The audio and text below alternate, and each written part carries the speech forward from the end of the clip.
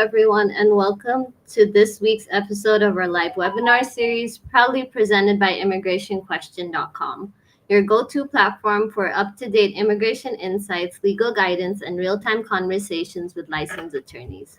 My name is Anusya Mukherjee, and I'll be your host for today's Immigration Question webinar. Marriage based green card issues, overcoming RFEs, denials, and Stokes interviews. We know that applying for a green card, though, through marriage can feel hopeful, but for many, it quickly turns overwhelming. Even genuine couples face hurdles like unexpected requests for evidence, USCIS denials, or Stokes interviews that test your relationship in ways you never imagined. This session will offer real world insights, practical tips, and straightforward answers so you can confidently move forward, whether you're preparing your petition or facing a bump in the road. Today, we're privileged to have a licensed immigration attorney guide us through these challenges. Our guest today is a licensed immigration attorney with years of experience helping clients navigate some of the most complex immigration situations. With a background in family law and a passion for helping people, she brings clarity and care to every case she handles. Welcome with me, Attorney Avalon Paul. You're welcome to the show, Attorney Paul. We're glad to have you here with us. Thank you so much for this opportunity. I really appreciate it. Thank you. To our audience listening on various platforms, grab your notepads and your pens and let's dive right in. So, Attorney Paul, we've heard from a lot of people who receive an RFE and immediately panic. Could you explain what typically triggers a request for evidence and how couples should respond if they get one? Absolutely. So I think the first thing couples and even other attorneys need to understand is that requests for evidence are issued whenever the government feels like it, sometimes without even people having made a mistake in their applications. We often see now RFEs or requests for evidence being issued if you forget to include your medical exam, or if you did not include the most recent tax returns. Especially to keep in mind that a request for evidence is issued for many people. So when you file an adjustment-based application, number one, remember that it's going to take several years before it's adjudicated. So if you submitted your initial petition in the year 2022, it is now 2025. Of course, you did not submit your tax returns for 23, 24, or even this year. And so the reviewing officer will then issue a request for evidence for the most recent tax returns. That's a common issuance. But sometimes there are some cases where people didn't submit proper documentation, or the a birth certificate, for example, wasn't fully copied. And so now people have to, submit updated documentation to allow for the proper adjudication of their petition. So anything can trigger an RFE. It could be a simple mistake, a simple oversight, or that more updated documents need to be issued. So as soon as a couple receives their a request for evidence, do not wait. I know before, many people would think, oh, I can do this on my own. I can apply on my own. I can just go and download the forms on the website and fill it out. I'm an intelligent person. You may very well be intelligent, but immigration is so politicized and the laws are changing on a daily, even weekly basis. And so, really, I want the viewers to understand this is not the time to try to, do it yourself, DIY your immigration petition. You need an immigration attorney. Why? Because the forms are changing daily. If you submit a form with a previous edition date, you get an automatic rejection. With RFEs, keep in mind, there are a limited amount of time for you to even respond. Typically, they will give you 3 months. I had one client recently, she received her request for evidence with only 2 more weeks in that validity period for her to respond. That's not the time to try to wrap your head around it and figure things out, especially because you've been waiting for this green card for so long. So contact an attorney immediately who knows immigration law, who is experienced, who can then guide you through the process so that you can answer the questions that they're looking for in the best possible manner. Definitely. That is really insightful. And thank you for breaking that down. Now let's talk about denials. It can be discouraging when an application gets denied, especially when couples believe they've done everything right. Why do marriage based green card cases get denied, and what can applicants do to avoid common mistakes? So, not to get too into the weeds when it comes to immigration law, but when you look at a marriage based green card petition, the government is trying to answer one specific question. Is this marriage bona fide?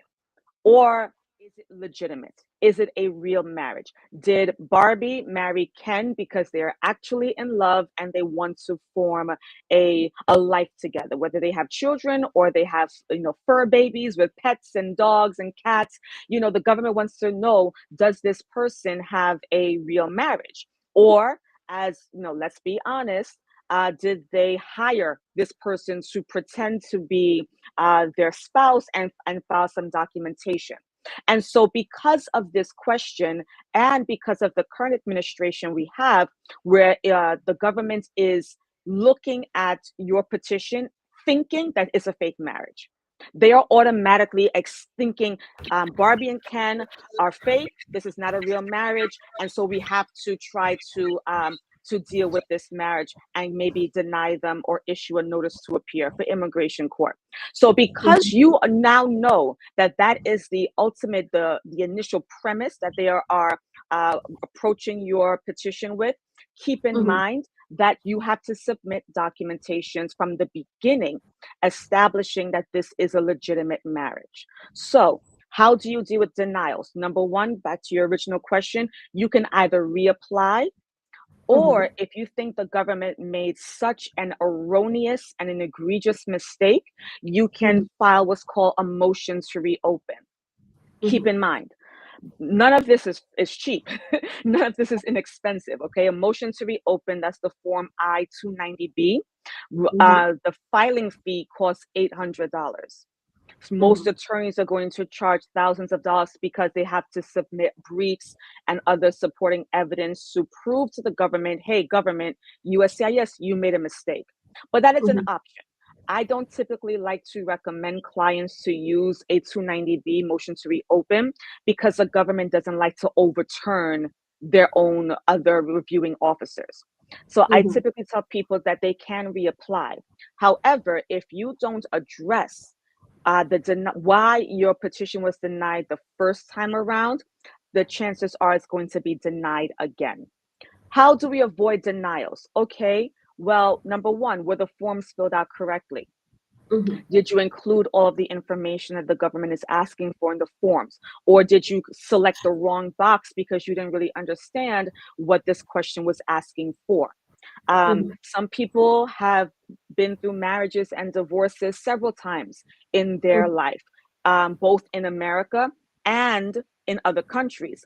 Did you Mhm. submit all of your previous divorce decrees?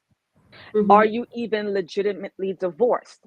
Depending on where you're from, whether it's, the UK or it's Ghana or it's, Brazil, did you get Mhm. the right documentation showing that your previous marriage has been completely terminated?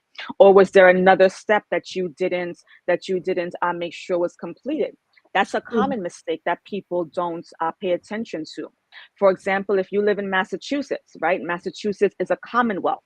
It's not just a Mhm. state, it's a Mhm. legal distinction. But there's a Mhm. specific divorce NISI, NISI, that Massachusetts has to give you, as opposed to, let's say, the state of New York giving you a divorce decree. It Mhm. sounds very simple, but it's a big mistake that people can overlook. But again, if you get that denial, don't the world is not over, but find an attorney immediately so you can readjust or reassess your options right then and Mhm. there. Because this new administration, as you've seen in the news, if you get a denial, they are looking to immediately issue you a notice to appear so that you can now end up in immigration court, which is a completely different ball game as well. Right. Thank you for that. One topic that always brings anxiety in is the Stokes interview. For Yes. anyone unfamiliar, This is the second more intense interview USCIS conducts to test the legitimacy of a marriage. Attorney Paul, can you walk us through what happens during a Stokes interview and how couples can prepare for that experience? Yes. If you are scheduled for a Stokes interview, again, don't panic. This is for, Barbie and Ken, they love each other. Susan and Bob, they love each other, right? These are just going to be questions about your daily life on a more minute and detailed basis. Okay. So when you go there, let's say you're going in June 15th, 8 a.m. So you're there, you have all of your updated supporting documents. Understand the officer is going to call spouse A first. Your interview will then be verbally recorded as well as visually recorded. And they will ask you the same, like let's say 20 questions. They will then take you out the room and bring in spouse B. And they will then ask spouse B the exact same list of questions. And then they'll bring both of you in and compare the answers to these questions. So they're going to ask, okay, well, Susan, you said that you got married on June 1st. Bob, you said you got married June 3rd. Why is there a discrepancy? And so any kind of discrepancy the officer is going to nitpick and try to drum down the reasons why there was a discrepancy given. Are you simply nervous or are you lying? And remember, as I mentioned earlier, their initial premise is believing that this isn't a fraudulent marriage. So you have the greater burden or presumption to overcome to establish, no, I'm married for love. This is a real marriage. Also keep in mind, and this is why I stress even having attorneys at the interview, because the attorney will stay in the room for both spouses. And the good attorney will take notes and write down each question and each answer that the individual spouse is receiving to make sure the government agent isn't doing something nefarious and is not asking the same questions. Also, with Stokes interviews, keep in mind too, previously you would see more of the questions geared toward the immigrants. The government has wisened up and said, well, listen, if I'm an immigrant and I'm receiving this benefit, I'm going to know everything about my spouse, right? So now they're asking more questions of the American citizen or the permanent resident spouse to make sure that, this US citizen, this permanent resident, they know as much about the marriage as the immigrant does. So how do you prepare? As I tell my clients, I run through practice questions with them. So some of the questions I will ask are, okay, what type of toothpaste does your spouse use? What side of the bed do you sleep on? Describe your bed or describe your bedroom. How many bathrooms? Is your stovetop gas or electric? Who wakes up first in the morning? Where does your spouse work? Other questions could be about family members. Have you met your spouse's family? How many siblings do they have? Have you met their mothers? Who was in your bridal party? How many people were like? You have to know intimate details. Now, of course, the government is not going to ask too many intimate questions, but down to the specific, what did you have for breakfast? And so, some people are getting even more nervous because they're saying to themselves, oh my God, I don't remember what happened 2 hours ago. How am I going to remember, what I had my what my spouse had Exactly. for breakfast last week? But this is why we practice with an attorney. That leads us to an important question that we get a lot on our forum. If USCIS questions the validity of your marriage, what steps can you take to protect your case and show that your relationship is real? The main thing is getting supporting documents or joint documents. So making sure both parties' names are on the lease or the mortgage, making sure you can add or try to add your spouse to your insurance, your car insurance, health insurance, 401k, opening up a joint bank account. And don't just open a bank account. I see this mistake often, but actually make sure there are regular deposits and withdrawals, like that you're using this bank account or this credit card with your spouse. Okay, because you can't just say, I love this person. You have to show that your life has been commingled.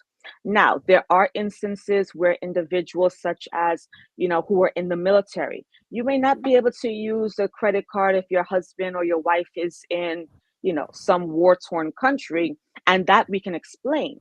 But if I'm living at 123 Main Street and you're there too, then you have to make sure that you're showing the government, hey, we live together.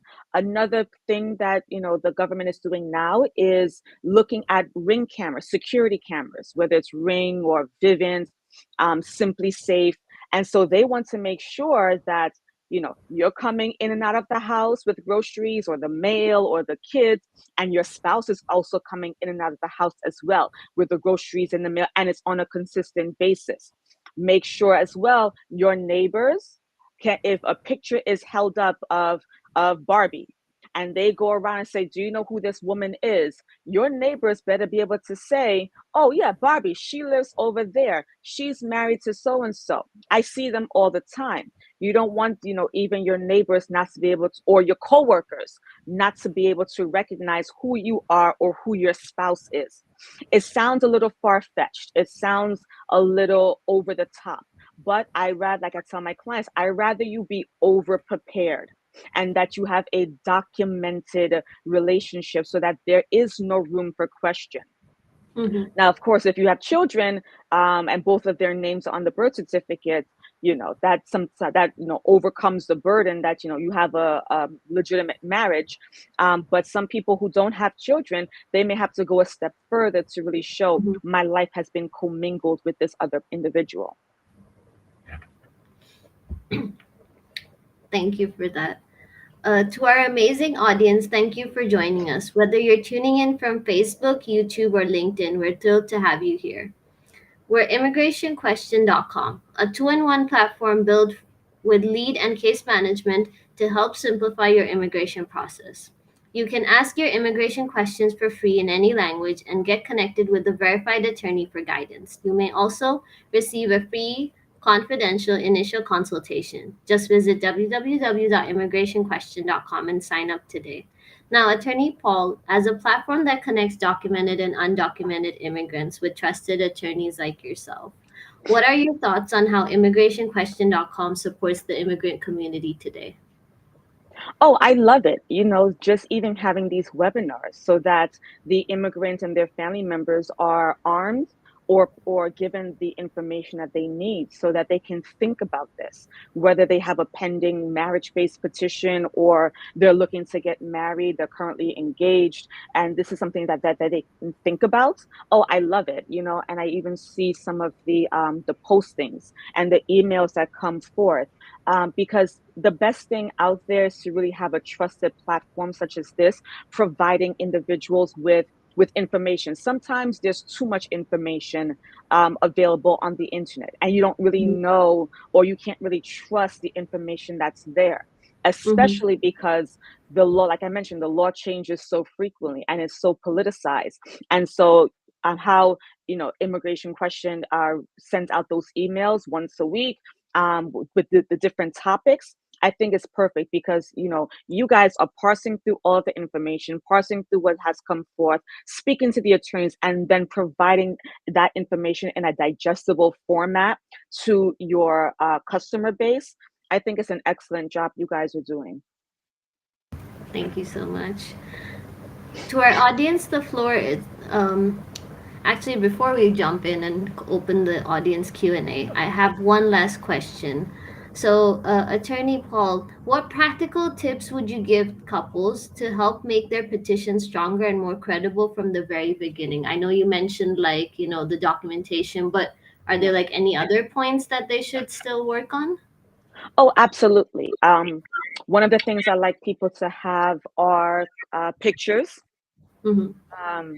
not just with family members, because your family will do anything for you, right? But pictures with friends and in different locations. Make sure you're wearing different clothing. Some officers put a lot of weight into into those pictures, and some don't.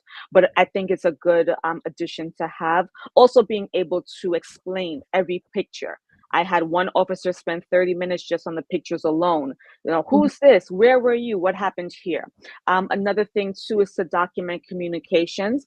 Take screenshots of emails or text messages as well to show, especially if you have a fiance visa. I know we're talking about marriage-based cases, but those of you who have fiancés, and you're spending a year apart or 6 months apart at a time, document that communication on WhatsApp or Facebook Messenger or any other text messaging service that you use, and you're taking screenshots to show the officer, hey, we speak 5 hours a day every day for the last 4 years while this has been pending, to really show that you're invested in the life of this individual.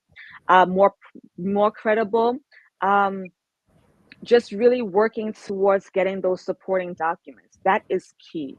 You can't just sign the petitions and submit your filing fee. You really have to show that your life has been commingled and is in the process of being commingled or joined together. And one more thing, lots and lots of affidavits. Mhm. Affidavits or a statement from someone close to you, family, friend, coworker, who can say, my name is Martha, I live here, here's a copy of my ID, I know Barbie and Ken, they love each other, and they can write that letter. I like to tell my clients to submit at least 5 of those personal statements or affidavits with their application. Now, don't just write 2 sentences. It has to be, a Mhm. good letter, detailing how the couple met, how they fell in love, if you were at the wedding, if you traveled with them, ate with at their house, things of that nature, to really show that you have an inside look at this marriage, at this couple, and you can attest that this is a legitimate marriage. That was amazing, actually. To our audience, the floor is now open. Drop your questions in the chat and we'll answer as many as possible. If you'd like to call us live and ask directly, dial 516-703-3483. All right, first question is, I missed the deadline to respond to the RFE. Can I still fix this or is my case over?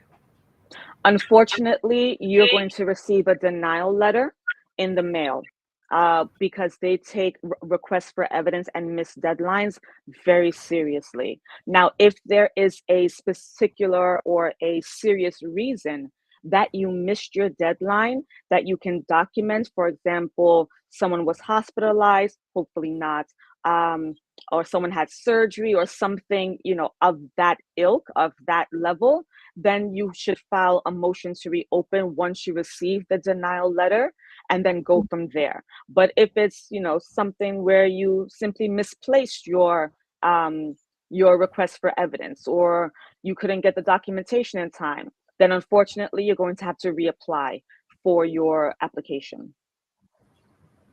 All right. Next question is, I've been in the US without papers for many years. Now I'm married to a citizen. Can I still apply for a green card? I would advise you to speak to an attorney. Now, being married to a citizen, I will say, does cure the fact that you've either overstayed your visa or you've been here without a status.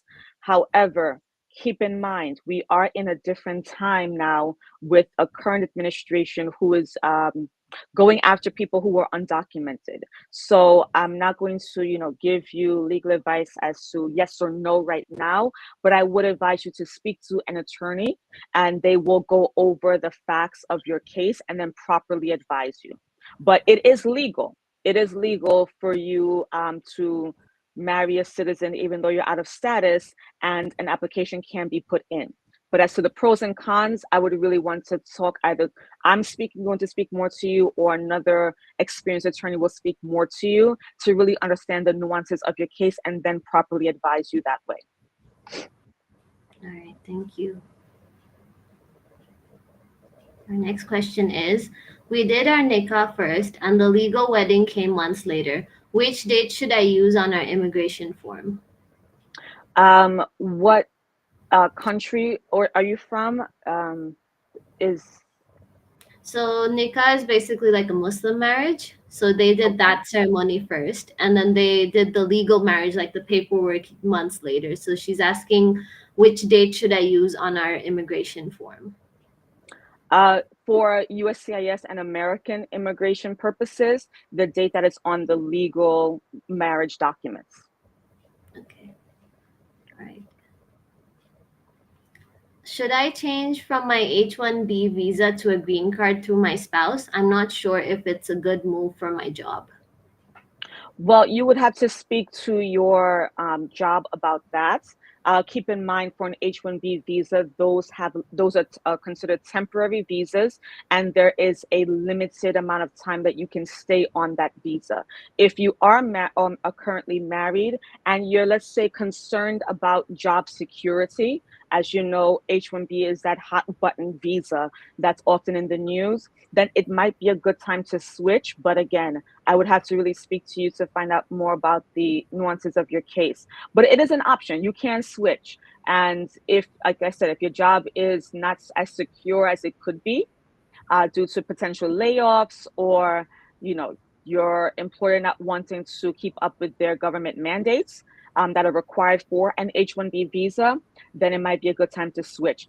And when you do apply for your green card, while that's pending and up until you do get the physical green card, you are also allowed to get your work permit. And so having that work permit, you will be able to work legally while your green card application is pending. All right.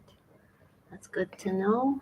Next question is, my husband handles all the bills and accounts, so nothing is in my name. How do I prove that we live together as a real couple? Not to step on anyone's toes, but you're going to have to put something in your name or at least add your name as an authorized user on some of these accounts. Also, if you've been getting Amazon packages or magazine subscriptions in your name to the house, start keeping color photocopies of those bills, those Amazon packages, anything that comes in your name to that house. So John's name is on 123 Main Street, and then Mary's name is on 123 Main Street, so that you can also show, you know, he has all of the bills, or my name couldn't be added to his insurance for his job because I don't have my tax ID number, or I don't have my social security number yet. But look, we're still living at the same house and getting the same bills. Also, try to see, well, if you have your social security number or an ITN, a tax ID number, you should be filing your taxes jointly. That's a very, very, very important piece of this puzzle. All right. Thank you. Next question is, we have not filed taxes together yet because we married last year and still handle money separately. Will this affect our case? Not necessarily. Especially when it comes to taxes, you know, the IRS is not going to allow your name to be on taxes if you don't have a social security number or a tax ID number. So I'm not going to say definitively yes, but I will also hope that you have other supporting documents that demonstrate you have commingled your lives. So it may not be on taxes, but at least maybe I have one joint bank account. So, you know, you have your personal bank account, your spouse has their personal bank account, but then you guys have a joint bank account together where you're both agreeing to include, you know, some finances, either 200 a month, 500 a month, that you use to cover the cable bill, or you're just using as savings to buy some furniture for your house, something to show that both of your names is on something, because money is a hot button topic.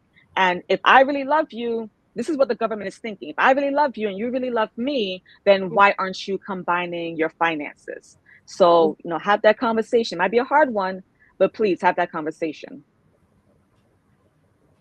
So I think this is the last question. It's been 3 months now, still no decision for IS 765 category C9 concurrently at NBC office. What's taking so long? Is this normal? but I haven't got any RFE yet for any of my case 3 months. Is this a bad thing? No.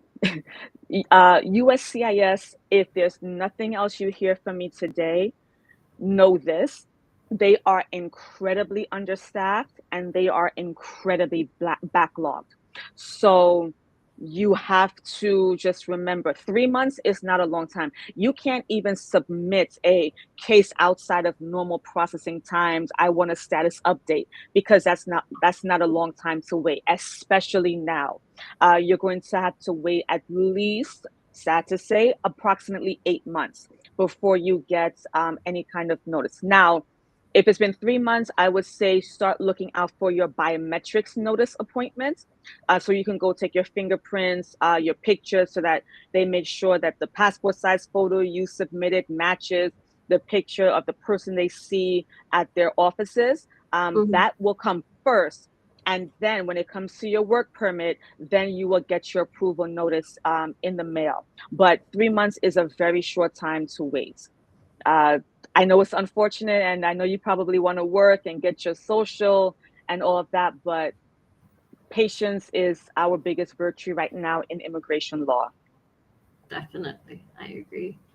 So Malik has a question. Can the officer approve your case without an approval?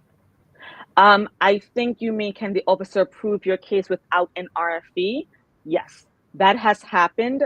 Um, it happened much more under the Obama administration and under the Biden administration.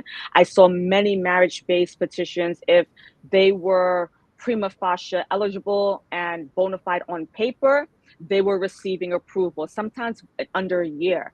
I had one particular client, she received her approval within 7.5 months of me filing. So it happens. Um, don't hold your breath. It might not happen too much more under this current administration, but it can happen. And our fee is not mandatory. You're not definitely going to get a request for evidence. It can happen. And if it is issued, reach out to an attorney so that you're prepared and you respond in time, but it doesn't have to happen. Most of my cases don't get RFEs because we make sure to submit the best possible application from the outset. All right. Thank you. Oh, we have a comment. We have great webinar, so informative. She just downloaded the app. It's a wonderful resource. So thank you, Amy, for the shout out. And that was our last. Oh, that was a nice note to end on, actually. So thank you for that, Amy. This was an excellent way to end the session. Thank you so much for joining us, and a special thank you to our special guest, Attorney Paul, for your practical and strategic insights. We hope this webinar answered your questions. Remember, at immigrationquestion.com, you can ask your immigration questions for free and get connected with a licensed attorney in good standing who can help you better understand your options. You may also qualify for a free confidential initial consultation. Visit our website to learn more. Don't forget, you can rewatch this session or listen to our previous episodes on Spotify. Just search for Borderless Talk by immigrationquestion.com. Join us again this Wednesday for a special edition on Immigration Question. Once again, thank you, Attorney Paul, and we look forward to having you back again soon. Thank you. Thank you. Thank you.